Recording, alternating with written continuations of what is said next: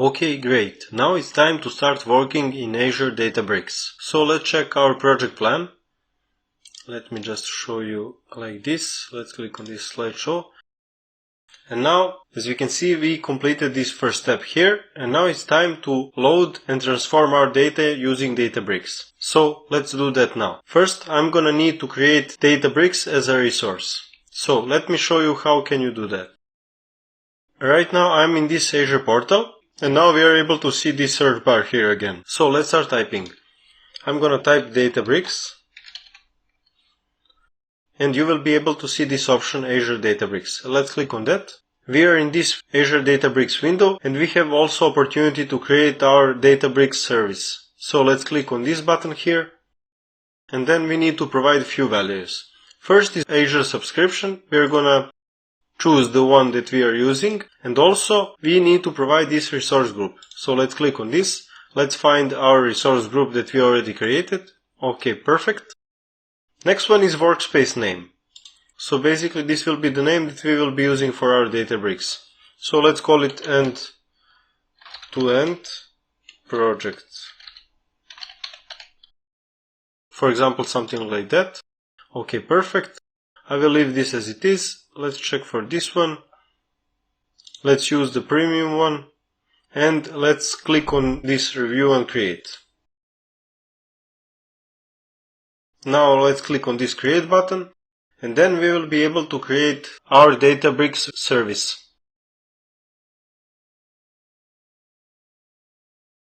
We just need now to wait for this process to complete. As you can see, now Databricks is created and now we are able to use this resource. So let's click on this button here, go to resource. And now we will be able to see this Databricks window. If we click on this option here, we will be able to start Databricks. So let's click on that. And we will be able to see new window opening. And now we will be just waiting for Databricks to open. And now we are able to see this Databricks workspace. What is now important for us is these few options here. We'll be talking about them, so let's see what we can do in Databricks. Basically we have this new option. If I click on that, I'll be able to create new, as you can see, notebook, repo, file, cluster and so on. Also we are able to use this workspace. If I click on that, I will be able to create new workspace and type some code inside it and so on. Also we have some recent notebooks, some catalog option, workflows, and also we have this compute option. Now we will need to use this option. And why is that so? It's because we need to create, basically we will need to create this feature in order to be able to create notebooks and then run our scripts and codes and so on. So let's click on this create compute. For this policy option, I'm gonna leave this one as it is, and for this one I'm gonna click on this single node because I'm using only one computer, so basically I don't need multi-node for that purpose. For this option, let me see, I could leave this by default, also for this standard one, and let's create compute here. Now we are waiting for this to be completed. Okay, now we can see that this is completed. So let's see now if we can use this. Let's click on this workspace option. And now I'm gonna need to create new workspace. So let's click on this add option. Let's click on notebook. And now we will be able to create our first notebook in Databricks. I don't need to see this. Okay, perfect. Now what is important to do? First we will provide name and also we need to provide our connection basically. This is cluster that we just created a few moments ago in this compute section, so we're gonna just choose this one. That's the reason why we created that compute instance. So let's click on this, and now we will be able to connect our notebook to that cluster. Let me close this one, and now let's change this name. Instead of this, let's put end-to-end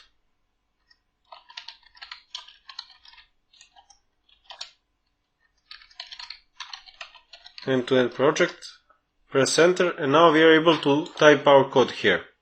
So let's again go to that project plan that we have. If I click on this, let's go here, slideshow.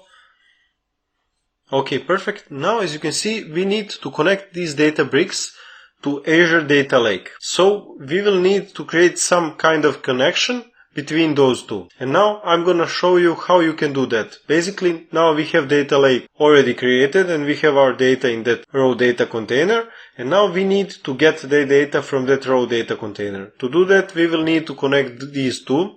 We just created this Databricks resource and also we created that cluster that we connected to our notebook.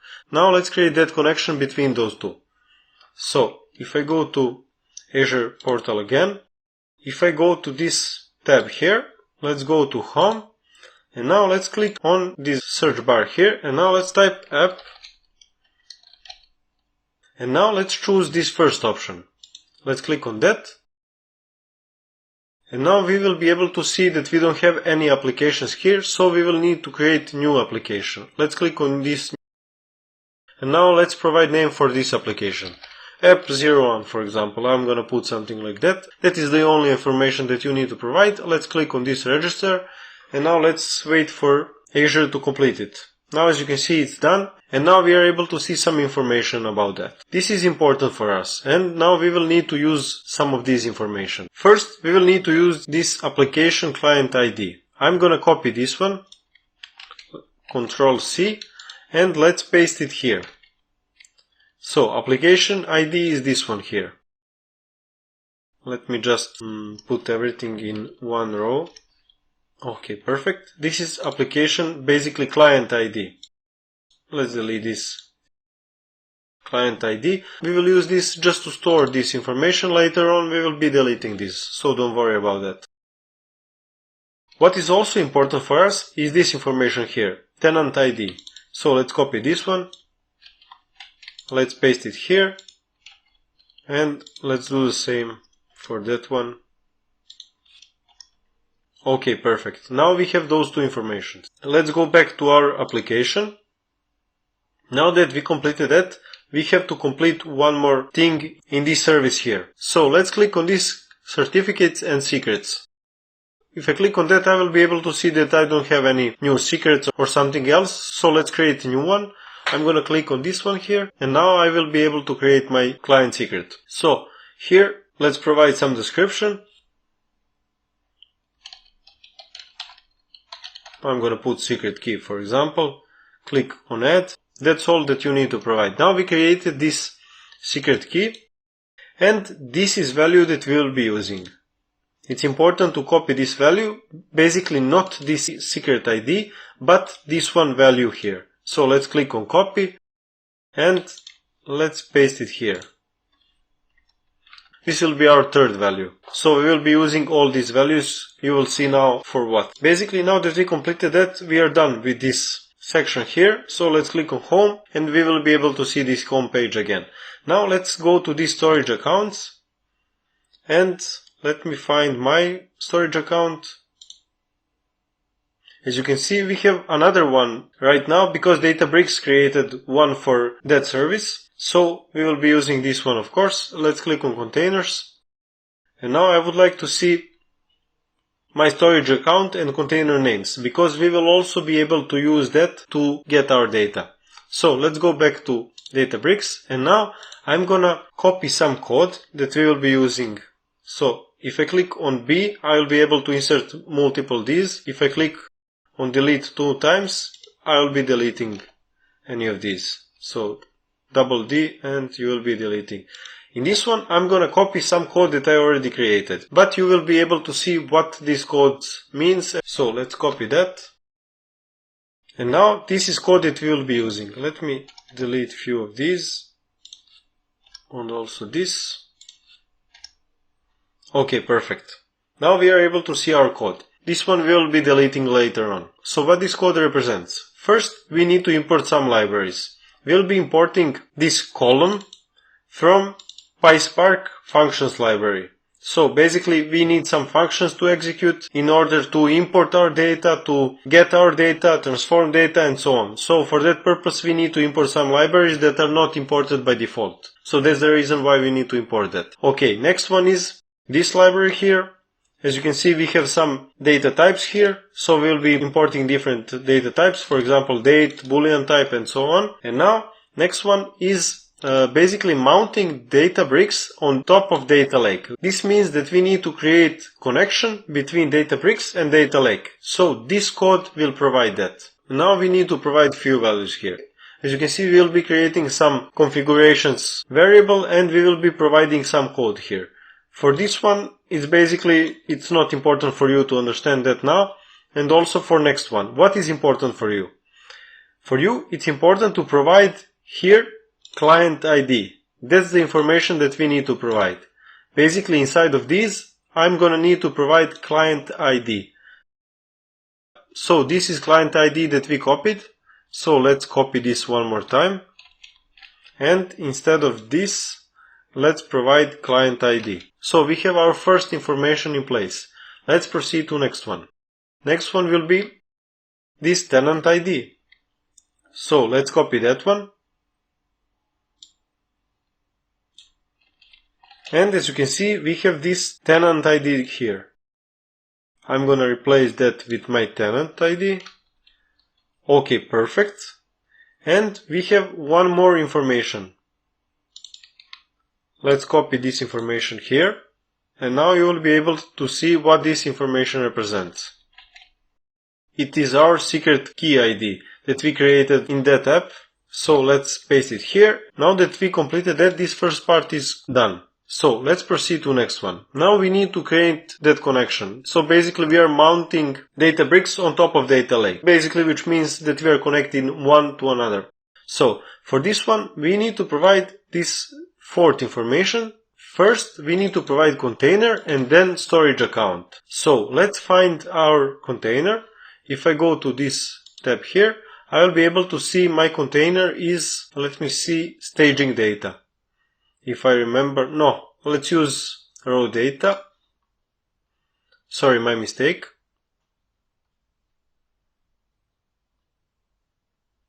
Yes, we will be using raw data. So basically that is container that we need to provide. Let's copy this container name.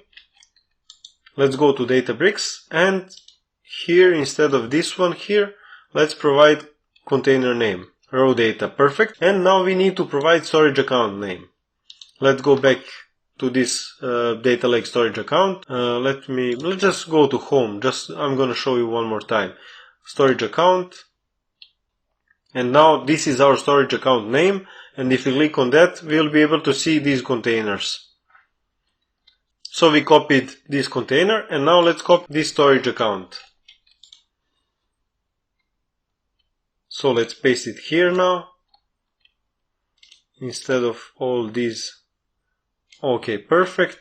And now we successfully provided all needed data. What is important to mention? First, you need to provide container and then you need to provide storage account. If you do the opposite, you will get an error. So be careful with that. Let me see if I run this code, what will happen. So basically to run this code, you just need to be in this cell and just click on this run button here. So run cell. I'm not gonna need this. As you can see, this running is in progress, so we are now waiting for that outcome. And basically, we have this true here, which means that we successfully created connection between those two. So now let's try to import actually some data from our Data Lake storage account. For that, I'm going to insert new cell. So let's type B, and now I'm able to see new cell. And also, I'm going to type some code. So let's try to insert our first file. Let's see our first file name. If I go to raw data, let's use this dim customers first. Let me copy this. I'm gonna paste it here. And now let's import actually this table to Databricks. First, let's type spark.read. Read is the function that we'll be using. Basically, on top of Spark, we are using read function. And also we need to provide format for our file. Format. And inside I'm gonna provide format is CSV. I'm gonna type dot, which means that we are adding another function. This time I'm gonna use option. So let's use this option. What this means? This means that we will be able to keep our header. So basically we will provide header. And now I will type true, which means that our table contains header, so we will keep them. Let's type load. Basically now we will be able to load our file. And now I'm gonna need to provide this mount point that I created. So let's use this one.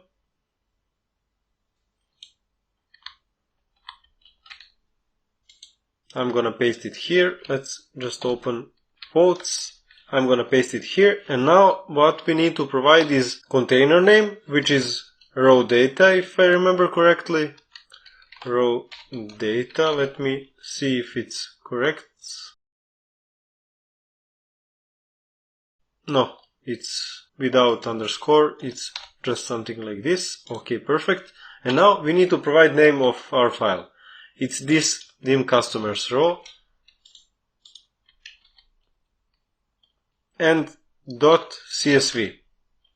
So basically what we did here, we are using this variable. We are going to be storing all this information in that variable. Basically you will see that we will be storing actually our data frame. So what we did here, first we used this Spark, and then from Spark we used read method basically to read our file, provided format CSV. We also kept our headers, and then actually we loaded our data. If I click on this run cell, okay, now that we executed our code, we can see that this operation failed. So let's see this message here.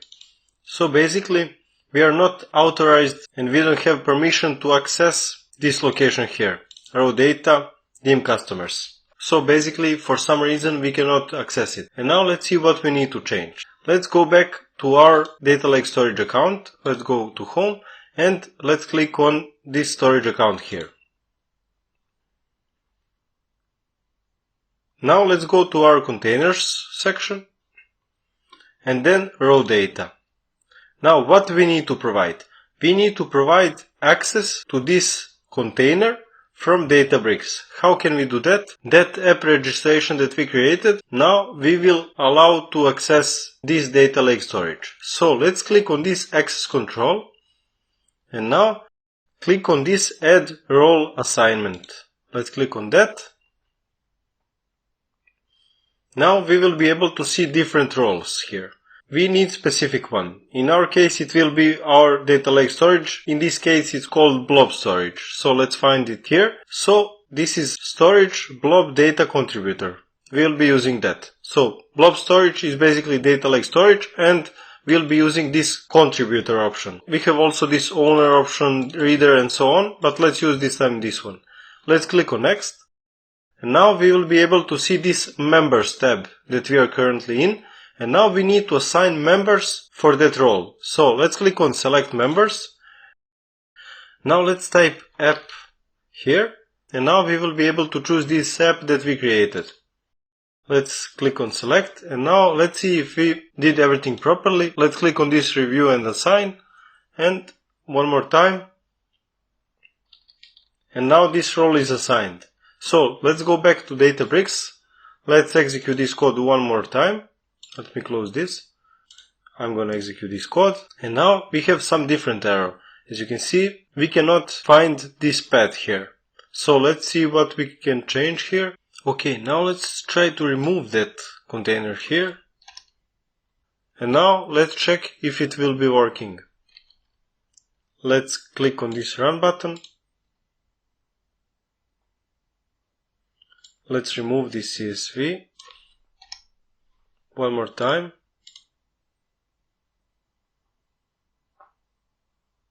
And now we are able to import our data. So basically I deleted that CSV because if you can check in my container, let's check our files. They don't have that .csv at the end, so I just removed that. So you just need to provide name of your file, and in this case I removed container because I already provided that here, as you can see here. Okay, perfect. But now let's see our data. Let's type dim customers row dot show. This is basically the option to show our data frame. So let's run this code, run cell. And now we are able to see our data frame imported. Also, When I'm talking about data frames, basically you can understand data frame as a table. You have columns and you have also rows. So whenever I mention data frame, you will just know that I'm referring to table. Now that we completed that, this first connection part is done.